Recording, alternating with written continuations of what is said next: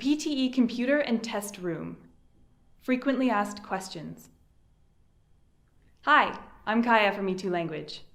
I'm probably the best person to talk to you about the PTE Computer and Test Room. I had to take the PTE twice because the first time I used the microphone incorrectly and I got a low speaking score. The second time, I got 90. The microphone. There's no magic trick with the microphone. Just place it as you usually would, just in front of your mouth. What you need to be careful of is breathing or blowing air into the microphone, because the computer will register that as a word or a sound. Of course, you're allowed to breathe, but just no big puffs of air or sighs. Keep in mind that while you're speaking, try not to cough, sniff, sneeze, or swallow. Just make sure that you've taken a deep breath before the timer starts, and then you only have to resist for 40 seconds maximum. Here's an example of Jay doing what you should not do during the speaking time.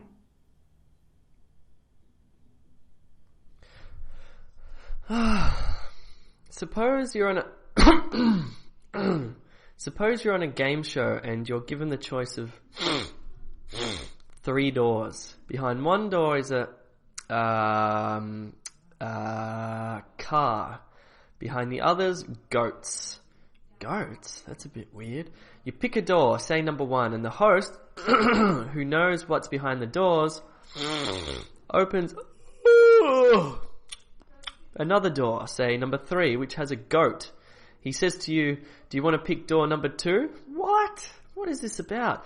Is it to your advantage to switch your choice of doors?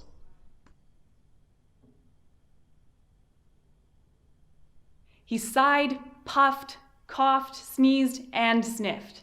Don't do that. The timer. The timer is really important because it tells you how long you have left on a particular task. You should use the timer to measure the length of your speaking. For example, in Describe Image, you get 40 seconds. Watch the timer closely to begin your conclusion at 30 seconds. Then make sure you finish before 40 seconds. The next button. As soon as you have finished a task, you should click the next button and move on to the next task. It will not affect your score if you press next, and it will save you time. This is especially important in reading and listening because you need to manage your own time in these tasks. Transitions between tasks.